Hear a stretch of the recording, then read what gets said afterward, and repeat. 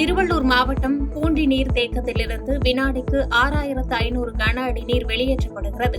மழை காரணமாக நீர்வரத்து அதிகரித்துள்ள நிலையில் ஏரியின் பாதுகாப்பு கருதி இந்த முடிவு எடுக்கப்பட்டுள்ளது. வேலூர் மாவட்டம் குடியாத்தம் அருகே கிராமத்திற்கு செல்ல பொதுமக்கள் மற்றும் பள்ளி மாணவர்கள் ஆற்று வெள்ளத்தில் இறங்கி செல்லும் அவல நிலைக்கு தள்ளப்பட்டுள்ளனர்.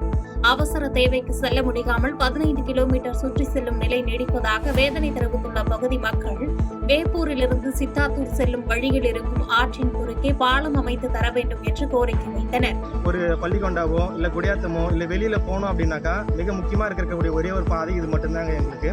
இந்த பாதையில் அதிகப்படியான தண்ணி வந்து போகிறதுனால ஸ்கூலுக்கு போகிறவங்க, காலேஜுக்கு போகிறவங்க, வேலைக்கு போகிறவங்க, அன்றாட வாழ்க்கையில் நாங்கள் எல்லா ஒரு வேலைக்காகவும் இந்த ஆற்றை கடந்து தான் போகணும்னு ஒரு சூழ்நிலை இருக்குது. அப்படி இருக்கும்போது அந்த தண்ணி இருக்கிறதுனால எந்த ஒரு அத்தியாவசியத்துக்கும் நாங்கள் எங்களால் வெளியே போக முடியலைங்க. எல்லாருடைய வாழ்வாதாரமும் முடக்கப்பட்டு இருக்கிறது. ஒரு ஸ்கூலுக்கு போகணும்னு நினைக்கிற பையன் கூட போக முடியாமல் தவிர்க்கிறான். ஒரு வேலைக்கு போய் சம்பாதிக்கணும்னு நினைக்கிறவங்க கூட பார்த்தீங்கன்னாக்கா ஒரு வருமானம் இல்லாமல் ஒரு திண்டாட்டமாக இருக்குது. இந்த கிராமன்றதுனால அதிகப்படியான வருமானமும் அதிகப்படியான ஒரு வசதியான ஒரு சூழ்நிலையே இல்லை. அதனால் நாங்கள் ரொம்ப ரெக்வஸ்ட் பண்ணி கேட்குறது என்னன்னு கேட்டிங்கனாக்கா, இந்த இடத்துக்கு இப்போ வழி கேங்க ஒரு இடத்துலேருந்து அடுத்த இடத்துல நாங்கள் ட்ராவல் ஆகி போகணுன்னு போது பார்த்தீங்கன்னா ஒரு தரைப்பாலம் மட்டும் கட்டி கொடுங்கன்னு ரொம்ப நாளாக வந்து இதை வந்து கோரிக்கை வச்சுன்னு இருக்கிறோம். ஆனால் யாரும் ஒரு பெருசாக எடுத்துக்க மாட்டேங்கிறாங்க.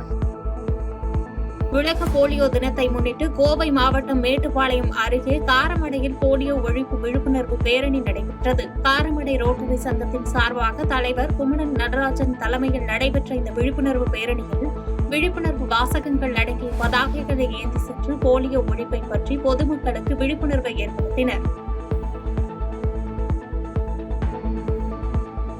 திண்டுக்கல் மாவட்டம் பழனி அருகே சாமிநாதபுரம் பகுதியில் பெட்ரோல் குண்டு வீசிய சம்பவம் பரபரப்பை ஏற்படுத்தியுள்ளது. கஞ்சா போதையில் தெருக்களில் தகராறு செய்தவர்களை போலீசாரிடம் தெரிவித்தவர்கள் வீட்டின் முன்பு ரகளையில் ஈடுபட்ட 3 நபர்கள் இதுபோன்ற செயலில் ஈடுபட்டுள்ள நிலையில் உரிய நடவடிக்கை எடுக்க பொதுமக்கள் கோரிக்கை வைத்துள்ளனர். மலையோர பகுதிகளில் கனமழை காரணமாக கோதையாற்றில் ஏற்பட்டுள்ள வெள்ளப்பெருக்கு காரணமாக திருப்பரப்பு அருவியில் தண்ணீர் தடுப்பு வேலிகளை தாண்டி ஆர்ப்பரித்து செல்கிறது. இதனால் அருவியில் சுற்றுலா பயணிகள் குளிக்க தடை விதிக்கப்பட்டு போலீசார் தீவிர கண்காணிப்பில் ஈடுபட்டுள்ளனர். வானிலை எச்சரிக்கை காரணமாக கன்னியாகுமரி கடல் பகுதிகளில் மணிக்கு 55 கிலோமீட்டர் வேகம் வரை காற்று வீசக்கூடும் என்பதால் வரும் 27ஆம் தேதி வரை கன்னியாகுமரி மாவட்ட மீனவர்கள் கடலுக்கு செல்ல வேண்டாம் என்று மீன்வளத்துறை எச்சரிக்கை விடுத்துள்ளது. மேலும் மீன்பிடி உபகரணங்களை பாதுகாப்பான இடங்களில் வைக்குமாறு மீன்வளத்துறை அறிவுறுத்தியிருந்த நிலையில் கரையோரங்களில் படகுகள் பாதுகாப்பாக நிறுத்தப்பட்டுள்ளது. கடலூர் மாவட்டம் வடலூர் நகராட்சிக்குட்பட்ட பகுதிகளுக்கு உங்களுடன் ஸ்டாலின் திட்ட முகாம் நடைபெற்றது. சிறப்பு அழைப்பாளராக கடலூர் மாவட்ட கல்விக்குழு தலைவர் சிவகுமார் கலந்து கொண்டு நிகழ்ச்சியை குத்துவிளக்கேற்றி தொடங்கி வைத்து கர்ப்பிணி தாய்மார்களுக்கு தமிழக அரசு சார்பில் வழங்கப்படும் ஊட்டச்சத்து பெட்டகத்தை வழங்கினார். திண்டுக்கல் மாவட்டம் பழனி வரதமா நதி அணை முழு கொள்ளளவை எட்டும் நிலையில் உள்ள நிலையில் உபரி நீர் வெளியேற்றப்படுகிறது. இந்த நிலையில் சண்முக நதி ஆற்றின் கரையோரம் வசிக்கும் பொதுமக்கள் பாதுகாப்பாகவும் எச்சரிக்கையாகவும் இருக்குமாறு பொதுப்பணித்துறையினர் அறிவுறுத்தியுள்ளனர்.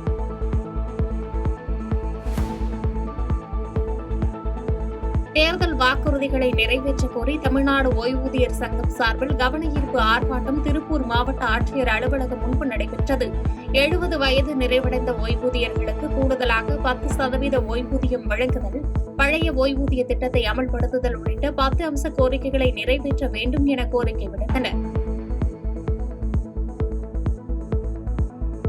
கடலூர் மாவட்டம் ஸ்ரீமுஷ்ணம் அருகே நங்குடிக்குப்பம் பகுதியில் மழைநீர் தேங்கி 800 ஏக்கருக்கு மேல் சம்பா நடவு பயிர்கள் பாதிக்கப்பட்டுள்ளது. 4 வழி சாலை காரணமாக வடிகால் மறைக்கப்பட்டுவிட்டதால் தண்ணீர் விளைநிலங்களில் தேங்கியதாக வேதனை தெரிவித்துள்ள விவசாயிகள் இதற்கு நிரந்தர தீர்வு ஏற்படுத்தி தர வேண்டும் என்று கோரிக்கை விடுத்தனர்.